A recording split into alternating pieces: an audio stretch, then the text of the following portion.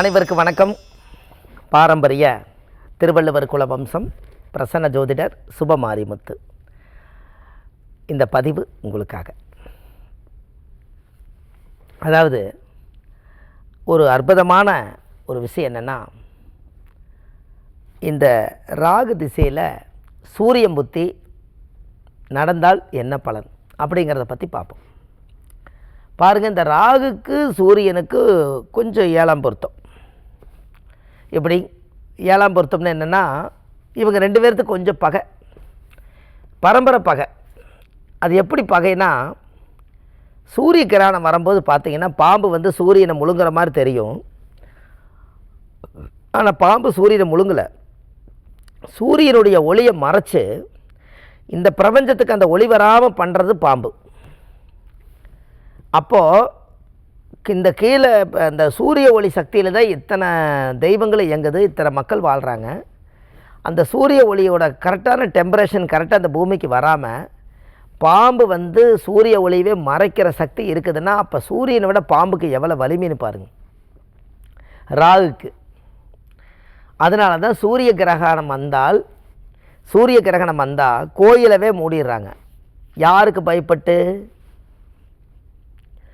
ராகுக்கு பயப்பட்டு, பாம்புக்கு பயப்பட்டு. அப்போது கிரகணம் பிடிக்கும்போது சூரியனுடைய சக்தியவே ஒரு செகண்ட் வந்து இயக்கத்தை வந்து அப்படியே ஒளியை மறைக்குதுன்னா, இப்போ ராகுவோட அம்சம் எவ்வளோ பெரிய பவர்னு பாருங்க. அப்போது அதனால தான் பல நாள் பழி வச்சு ஒரு நாள் பகை தீர்த்துக்குமா. அதுதான் இது. ஏன்னா சாயந்தர நேரம்தான் பாம்பு வந்து இரவில் தான் இறை எடுக்கும், பகலில் இறை எடுக்காது. ஏன், என்ன காரணம்? பாம்பின் கால் பாம்பறியும் அப்படின்னு என்ன? ஒரு பாம்புக்கு கால் இல்லைங்கிறது இன்னொரு பாம்புக்கு தெரியுமா? ஆனால் நமக்கு எப்படி தெரியுது? அது எப்படி போகுதுன்னு உங்களுக்கு எப்படி தெரியும்? நம்மெல்லாம் கால் இருக்குது, நடந்து போகிறோம். அது காலே இல்லை. ஆச்சரியமாக இருக்கா இல்லையா? அது காலே கிடையாது, நம்மளை விட வேகமாக போகுதே. கடவுளுடைய படைப்பை பார்த்தீங்களா? அது காலே சுத்தமாக கிடையாது. என்ன ஒரு சக்தியை வச்சு அது போகுதுன்னு சொல்லுங்கள். ஆனால் போயிடும், நம்மளை விட ஓடுது, வேகமாக ஓடுது. இல்லை நம்மளை துரத்தோன்னாலும் நம்மளை துரத்தி ஏதோ பண்ணுது. ஆனால் எவ்வளோ வேகமாக வருது, அது காலே இல்லை. எவ்வளோ பெரிய ஆச்சரியன்னு பாருங்கள். அதனால் ஏன் இறத எடுதுன்னா, பாம்போட வயிறு கீழே பார்த்தீங்கன்னா வெள்ளையாக இருக்கும். அந்த வெள்ளையாக இருக்கிறதுனால என்ன ஒரு விஷயம்னு கேட்டிங்கன்னா, ரோட்டில் வந்து வெயில் அதிகமாக இருந்துச்சுன்னா, இந்த பாம்பு வந்து ரோட்டில் போகும்போது வயிறுக்கு சூடு வந்துச்சுன்னா மயங்கி அந்த இக்கரையிலேருந்து அக்கறைக்கு போகாது. அதனால் இது பழி வச்சுக்கிட்டே இருக்குது. சூரிய உதயம் ஆயிடுச்சுனாலே எனக்கு பசிக்குது, என்னால் வெளியில் வந்து இறதேட முடியலையேன்னு பசியோடு வங்கில் படுத்துக்கிட்டு சூரிய அஸ்தமனம் ஆனதுக்கப்புறம் போய் தவக்காய், பூச்சி, புழுவு இதெல்லாம் பிடிக்கி சாப்பிட்டுட்டு படுத்து வாழும். அப்போது அது எப்படி சாப முடியுதுன்னா, நீ எப்போ அஸ்தமனமாவ, நான் எப்போ இறதேடுவேன். இப்படியே காலம்பூரா இருந்து 6 மாதத்துக்கு ஒருக்கா சூரிய உதயமும் மீதி 6 மாதத்தில் சந்திர உதயம்ங்கிற மாதிரி, அந்த காலத்தில் வளர்புரை தேய்வுரைங்கிற மாதிரி வருஷத்தில் 2 சந்திர கிரகணம் ஒன்று, சூரிய கிரகணம் ஒன்று. சந்திரனையும் பாம்பு முழுங்குது, பாம்பு வந்து அந்த ஒளியை மறைக்குது, சூரியனும் பாம்பு ஒளியை மறைக்குது. அப்போது ராகு திசையில் சூரிய புத்தி சில பேர்த்துகளுக்கு நடக்கும். அவங்களுக்கு எல்லாத்துக்கும் வாழ்க்கையில் ஒரு எளியமான ஒரு பரிகாரம், ஆதிகால பரிகாரம். அது என்ன அப்படின்னு கேட்டிங்கன்னா, நம்ம முன்னோர்கள் அந்த காலத்தில் எல்லாம் வாழ்ந்துருப்பாங்க. அவங்களுக்கு ஒரு நல்ல நல்ல விஷயங்கள் எல்லாம் கிடைக்கும். அப்படி இருக்கும்போது இந்த மாதிரி ராகுவுடைய அம்சம் வந்து எங்கே இருக்குது அப்படின்னு கேட்டிங்கன்னா, அந்த திருநாகேஸ்வரம்ங்கிறது ஒரு பெரிய விஷயம். அந்த பாம்புக்கு வந்து பாலை கொண்டு போய் ஊற்றுனீங்கன்னா அது நீல கலராக வரும். அந்த கல், அப்படி ஒரு கல் ஆண்டவன் படைச்சிருக்கான். அந்த கல் அற்புதமான கல். அதில் ராகுகேது அம்சம் சிலை செஞ்சு அதில் பாலை ஊற்றுனாங்கன்னா ராகு தோஷ நிவர்த்தி ஆகும்னு அந்த காலத்தில் ஒரு பழமொழி உண்டு. அதனால் நீங்கள் என்ன பண்ணுறீங்கன்னா, திருநாகேஸ்வரத்தில் போய் அந்த பால் அபிஷேகம் பண்ணி ராகு காலத்தில் ஒரு பால் பூஜை பண்ணி நீங்கள் உட்காந்து சாமி கும்பிட்டு வணங்கிட்டு வாங்க. அதுக்கு அடுத்தது சூரியன் புத்தி நடந்தால் சூரியனாருடைய கோவிலுக்கு போய், அங்கேயே கும்பகோணத்தில் சூரியனார் கோயில் இருக்குது, அந்த கோவிலில் போய் சாமிக்கு தேங்காய் பழம் பூ மாலை கல்கண்டு வாங்கி அர்ச்சனை பண்ணி அந்த கோயிலை சாமி கும்பிட்டுவாங்க. இப்படி கும்பிட்டு வரும்போது ராகு திசையில் சூரியன் புத்தி நடந்தால் அவங்க வாழ்க்கையில் இருக்கக்கூடிய அத்தனை பிரச்சனைக்கு இந்த கோயிலுக்கு போயிட்டு வந்தால் சரியாயிரும். அப்போ இந்த ராகு சூரியனும் யாருக்கெல்லாம் பிரச்சனையோ, மெயின் வந்து சொத்து பிரச்சனை, கோர்ட்டு பிரச்சனை, குழந்தை பாக்கியம் இல்லை, தொழில் முடக்கம், வாழ்க்கையில் எல்லா பிரச்சனைகளும் சந்திச்சிட்ருக்கேன் அப்படிங்கிறவங்க இந்த ராகு திசையில் சூரியன் புத்தி நடந்துட்டு இருக்கிறவங்க இந்த கோயிலுக்கு போயிட்டு வந்தால் இந்த பிரச்சனை எல்லாம் சால்வ் ஆகும். பாருங்கள், சூரிய கிரகணம் எப்பெல்லாம் வருதோ அப்பெல்லாம் சாப்பிடக்கூடாதுன்னு வச்சுருக்காங்க. அப்போ அந்த சூரியனோட பிம்ப ஒளி சக்தி இல்லைன்னா நம்ம சாப்பிட்ற சாப்பாட்டுலேயும் கூட அந்த தோஷம் இருக்கும்ன்ட்டு தெற்பப்பில்லெல்லாம் எடுத்து தண்ணியில் போடுவாங்க. நிறமாச கர்ப்பிணியை வெளியில் வரவிட மாட்டாங்க. பிறக்கும் குழந்தைக்கு கிரகண தோஷம் வரக்கூடாதுன்னு நினைப்பாங்க.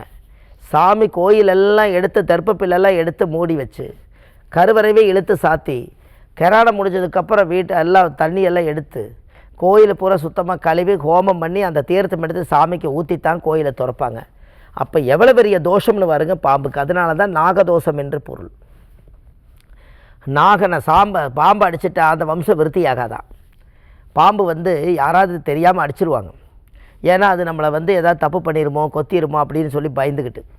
ஆனால் பாம்பு அடித்தாங்கன்னா நம்ம வம்சம் விருத்தியாகாதான். ஏன்? அது விதி முடிஞ்சால் தான் தொடும். ஆனால் அதுக்கு முன்னாடி அதை அடிக்கக்கூடாதுங்கிறதுக்கு என்ன ஒரு உதாரணம்னா, அதுவும் ஒரு சர்ப்பம் வந்து தெய்வ வடிவமாயிருச்சு. ஜாதகத்தில் உங்களுக்கு என்றைக்காவது ராகு திசையை கே திசையை வந்தால் அந்த அடித்ததுக்கு உண்டான பலன் நம்மளுக்கு வந்து அது ஆப்போசிட்டாக வேலை செய்யும். அதனால தான் பாம்பை வந்து வாழைத்தோட்டையா நாகரையா ஏதோ தெரியாமல் இந்த இடத்துக்கு வந்துட்டீங்க, நாங்கள்லாம் வாழ்கிற இடம், நீங்கள் திரும்பி போயிருங்கன்னு சாமி கும்பிட்டு மன்னிப்பு கேட்டுட்டு அது ஞானத்துக்கு தெரியுமா இந்த இடத்துல நம்மளை மதிக்கிறாங்க, நம்ம இதை கொத்தக்கூடாதுன்னு அதுக்கே தெரியுமா அப்படின்னா பாருங்கள். அந்த நாகதோஷத்தை இவங்க வாங்குறதுக்கு விதி இருந்தால் நாகப்பாம்பை எடுத்து அடித்து அதோட சாபத்தை எச்சா வாங்கும்போது அடுத்த தலைமுறைக்கு அந்த நாகதோஷம் வரும். நிறையா பேருக்கு பெரும்பாலும் சர்ப்ப தோஷங்கள் ராகுகேது தோஷங்கள்லாம் ஜாதகத்தில் சில பேர்த்துக்கு வர்றதுக்கு என்ன காரணம்? முன்னோர்கள் பாம்பு அந்த காலத்தில் இன்றைக்காவது டவுனாக மாறிடுச்சு எல்லாமே, எல்லா பக்கம் சிட்டி. ஆனால் அன்றைக்கெல்லாம் பார்த்திங்கன்னா கண்ணுக்கத்த வரைக்கும் கிராமந்தான். அது இருக்கிற இடத்துல நம்ம போய் வீட்டை கட்டி இருக்கிறனால அது எங்கே போகும்? அதனால் அது எதிர்த்து வரும்.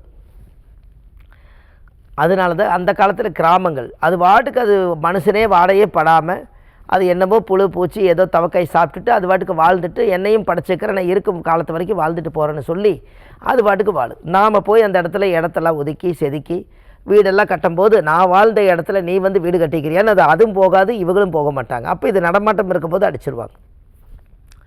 அந்த நாகபாம்ப சிலை, அதாவது நாகர் வந்து அடிக்கக்கூடாது. அந்த காலத்தில் சர்ப்ப வடிவத்தில் இருக்குது. ஏன்னா பெருமாள் பாம்பு மேலேயே படுத்துக்கிட்டார், சிவன் தூக்கி கழுத்தில் போட்டுக்கிட்டார், பார்வதி தாயார் அம்மா கழுத்தில் போட்டுக்கிச்சு, கருமாரி அம்மா கொடை பிடிச்சிருச்சு, முருகர் வந்து மயில் வாகனத்து பக்கத்துலேயே பாம்பு வச்சுக்கிட்டார். இப்படி எல்லாம் வந்து சர்ப்ப வடிவத்தில் தெய்வங்களே வசப்படுத்தி வச்சுக்கிட்டாங்க.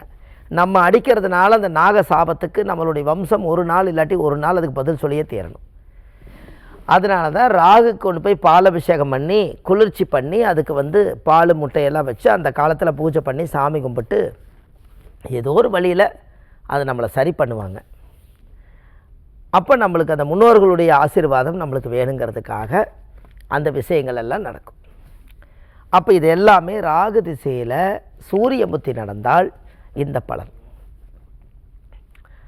அப்போ இந்த ஜாதகத்தில் முன்னோர்கள் ஆசீர்வாதம் வேணுமல்லவா, அதனால் இந்த கோயிலுக்கு போயிட்டு வாங்க. எல்லாமே பாருங்கள், இந்த ஆதிகால பரிகார புத்தகம் எழுதியிருக்கேன். இப்போ ஒரு சைஸு 1736 பரிகாரங்கள் கொண்ட புத்தகம். இந்த புத்தகம் ஆன்லைன்லேயே கிடைக்கிது. கீழே போயிட்டு இருக்க நம்பருக்கு கால் பண்ணிங்கன்னா 2 நாளில் உங்களுக்கு கிடச்சிரும். இது இல்லாமல் நம்ம ஜோதிடம் வந்து இந்த உலகத்துக்கு நம்ம ஜாதகம் பார்க்குறோம், ஆன்லைன்லேயும் ஜாதகம் பார்க்குறோம், நேரடியாகவும் பார்க்குறோம். சென்னையில் வடபழனி முருகன் கோயில் தெப்பக்குளம் வாசல்லையே நம்ம ஜோதிட அலுவலகம் இருக்குது. சனிக்கிழமை ஞாயிற்றுக்கிழமை திங்கக்கிழமை நம்ம ஜோதிடம் பார்க்குறோம். மற்ற தினங்கள் திருப்பூரில் பார்க்குறோம். அப்போது அதில் வந்து உங்களுக்கு பார்க்கும்போது வள்ளுவர் வாக்குன்னு ஒரு யூடியூப் சேனல் வச்சுருக்கேன். 1500 ஆதிகால பரிகாரங்கள் அதில் கொடுத்துருக்கேன். சுப மாரிமுத்துன்னு யூடியூப்பில் போட்டாலும் அந்த வீடியோ வரும். மக்களுக்கு எல்லாமே ஒரு நல்ல விஷயங்களை உலக மக்களுக்கு செஞ்சுருக்கிறோம்.